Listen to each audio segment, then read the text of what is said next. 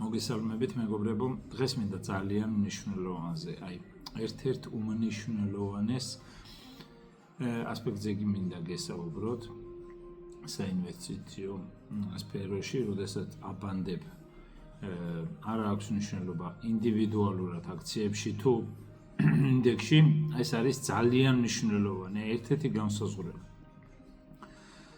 ფასი, რაც არის ბაზარზე მოცემული აქციის, თითოეული აქციის ფასი და ღირებულება არის განსხვავებული ხშირად. ბაზარი ხშირად გთავაზობს ემოციაზე აგებულ ფასს, რაც მაგალითად ახლახანს ჰქონდა აქვს ოქროსი.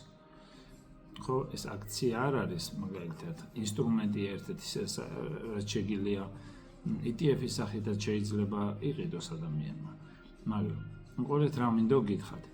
რაღაც პერიოდის წინ იყო ძალიან დიდი ინტერესი ბიტკოინზე, საერთოდ როდესაც რაღაცის ფასი ძალიან მაღლად იწევს და ძალიან მაღალ ნიშნულზეა ასული, მაგ დროს უნდებათ ყველას ყიდვა, რადგან ფიქრობენ, რომ ყველა მოგებანახა, თვითონაც უნდა რომ მოგებანახოს, ეს გონიათ რომ უსასრულობამდე გაგრძელდება ეს ფასის ზრდა, მაგრამ ესე არ არის, ადრე თუ გვიან ფასი დაკორექტირდება. რეალურად აქციის ფასი მიყვება მის ღირებულებას. ახლა როდესაც ოქროზე ვსაუბრობდი, მისი ღირებულების დადგენა ძალზედ რთული და ეს არ მქონდა მხედველობაში. უბრალოდ მხედველობაში მქონდა ოქროს ფასის ატაცებას და შემდეგ ძალიან პოპულარულად გახდომაც, როცა ყველას აინტერესებს. საფონდო ბირჟა მაქვს მხედველობაში, ამერიკულ საფონდო ბირჟაზე ვლაპარაკობ. როდესაც მრავალი მონაწილეა და მუდმივად პოპულარული ხდება რაღაც. რაღაც პერიოდის წინ იყო Nvidia და სხვადასხვა კომპანიები, იმის წინ ადრე იყო Apple-იც იყო ძალიან ადრე, რაღაცა პერიოდულად არის ან აქციები და პარალელურად ინდუსტრია, როდესაც ძალიან დიდ ინტერესს პოვებს.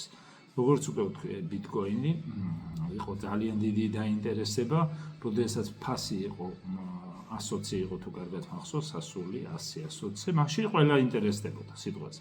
ახლა აღარ ინტერესდება. მე კი არ გეუბნებით რომ უნდა ინტერესდებოდა. ბიტკოინის ღირებულება არც ვიცი და დღეს ფიქრობ რომ საკმაოდ რისკიანია და არავინ არ უნდა გაიკაროს. ეს ჩემი პირადი აზრია. შემიძლია მაგაზე ვისაუბრო თუ იმეს დაინტერესებს, რატოა დღეს საკმაოდ ისეთ ფასზე ასული, სადაც ძალიან რთულია უკვე აქედან რაღაც სწრაფად ზრდა, როგორც გონია მილიონი და ეს არ ვიცი, როდისმე შეიძლება მართლაც იყოს, მაგრამ ეს ძალიან რთულია ამის გაკეთება ამ ფასით. ანუ როგორი რაღაცაზე მინდა გავამახვილო ყურადღება, კონკრეტული ინვესტორები, არ აქვს მნიშვნელობა, ძალიან სერიოზული ინვესტორები, Stanley Druckenmiller, რომელიც იყო Soros-ის ერთ-ერთი უმაგრესი ფონდის მენეჯერი, რომელსაც ჰქონდა იდეალური შედეგი, 30 წელში რაღაც 30-40% ჰქონდა ერთ-ერთი იდეალური შედეგი ჰქონდა. მან თქვა ესეთი რაღაც, რომ 2000 წელს, როდესაც dot-com-ის ბაბლი იყო, მან ცოტათი ადრე გაყიდა უკვე ყველაფერი, იდეალურად გაყიდა, რაც უნდა გაეყიდა, სანამ ეს ბარსტი ვარდნა მოხდებოდა. ეს 2000 წლის დასაწყისი 99 და ეს გეუბნეთ ამ წლებში. და როდესაც ის იდგა და უყურებდა, რომ ეს გაგრძელდა, კი გაყიდა თვითონ, მაგრამ ეს ფასების ზრდა კიდევ იზრდებოდა და მიდიოდა მაღლად. როდესაც ხედავდა, რომ სხვა გარშემომყოფი ფონდის მენეჯერები მოგებას იღებდნენ, ფასი კიდევ იმატებდა. ძალიან გამიჭირდა, რომ ამ ცნუნებისთვის გამეძლო. ვიცოდიო, რომ ძალიან ცუდ რამეს ვაკეთებდიო, მაგრამ აღარ შემეძლო ამის ყურებაო, რომ სხვა ფონდის მენეჯერები რაღაც მოგებას ხედავენ თვითონ. ამ მომენტში სიხარბე და შურიც წამოიწია წინ და ძალიან დიდ როლს თამაშობს საინვესტიციო ბიზნესში და არა მარტო ისე ცხოვრებაში. მათ გადაიყიდა და ძალიან ბევრი მილიონი წააგო. ანუ როგორც კი იყიდა, ცოტა ხნის მერე რაღაც საათების თუ კარგად მახსოვს, ეგრევე ვარდნა მოხდა.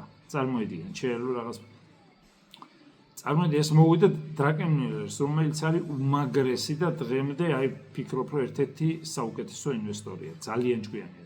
ეხლა წარმოიდგინეთ სხვა ადამიანს რა შეიძლება მოუვიდეს, ხო, როდესაც ჩვეულებრივ გამოუცდეს ან თუნდაც ნებისმიერს ეს ერთ-ერთი ელიტარული პორტფელის მენეჯერი.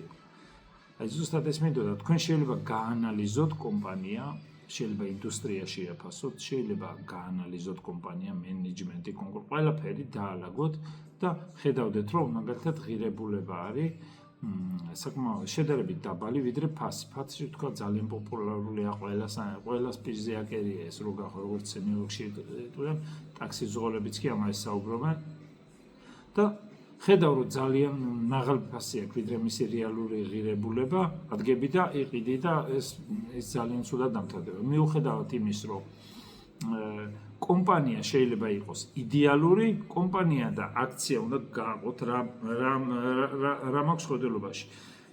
რა თქმა უნდა, აქციის ფასი მეყვება კომპანიის მომგებიანობას, მაგრამ ზოგჯერ აქციის ფასი შეიძლება იყოს მაღალი, არ იყოს სასურველი კომპანია, ისევ იდეალური. კომპანია სულ იდეალური შეიძლება იყოს 20 წელი და ამ დროს აქციის ფასი ზოგჯერ შეიძლება იყოს არასასურველად მაღალი ან დაბალი. როგორც წესი, ინვესტორებს ყოველთვის მოსწონთ მაღალ ფასზე ყიდო და შემდეგ დაპანიკდებიან და მე დაბალ ფასზე ყიდიან. ეს არის ჩვეულებრივი სტატისტიკა.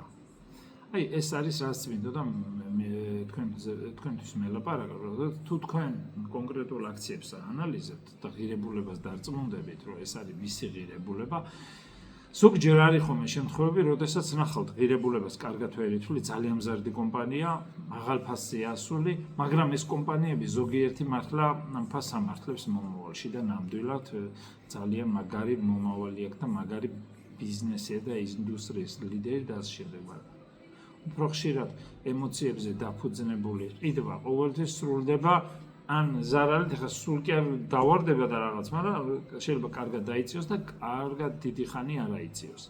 აი ამას რო უყურო და არ აიწიოს და შეიძლება ნელა ვარდებდეს, გონიათ რომ ეს აიწიოს და გაგრძელდეს 1-2 წელი. ზოგადად შეიძლება ისევე როგორც შეიძლება აქციის ფასი იყოს ბევრად დაბალ ნიშნულზე, და შეაფასებთ მისი რეალური ღირებულება, ამას ამბობდეს, თქვათ სიტყვაზე რეალური ღირებულება ნახე და არის $100 თითოეულ აქციაზე, პირობითად საუბრობ და აქციის ფასი არის 70. ხო, თქვენ შეიძლება იყიდოთ ეს 70 და გაგრძელდეს წელიწადი, ნახევარი შეიძლება 2 წელი, ან 2 წელი, არ ვიცი, ეს დროც შეიძლება გაგრძელდეს და ფასმა არ აიწიოს და ფიქრობთ რომ შეცდომა დაუშვით, მაგრამ მე შეიძლება ძალიან მოკლე პერიოდში აიწიოს და აცდეს 100-ს და უფრო მაღლად ავიდეს. უბრალოდ აქ არის ემოციების კონტროლი, დისციპლინა და ნებისყოფა უნდა გქონდეთ, რომ თქვენ გჯეროდეთ, რომ შეაფასებთ ეს მართლა, მაგრამ ისიც უნდა იცოდეთ, ეხლა ვედეუბნებით, რომ თქვენ შეიძლება value trap-ები არსებობს, სადაც ფიქრობთ, რომ ამას ძალიან იაფია, კარგი ღირებულება აქვს, მაგრამ ეს ნელი სიკვდილით რო კვდება, ან ძალიან ინდუსტრია რო სუსტდება და სხვა ინდუსტრიები რო ამის წილს იღებენ ამ ბიზნესების, შეიძლება ისეთი შეხვდეთ, თქვენ ვერ გაიგოთ, თქვენ გეგონოთ, რომ ეს იაფია და რეალურად არ იყოს იაფი. ნელი ასე ვთქვათ, ვეღარ აიწიოს და ნელა ბაზრის წილი წაართვა და შემდეგ აი ესე კონსოლიდაციის და გაურკვევლობის პერიოდში იყოს დიდი ხნის განმავლობაში. აი ამაზე მინდოდა დღეს მესაუბრე, მადლობა.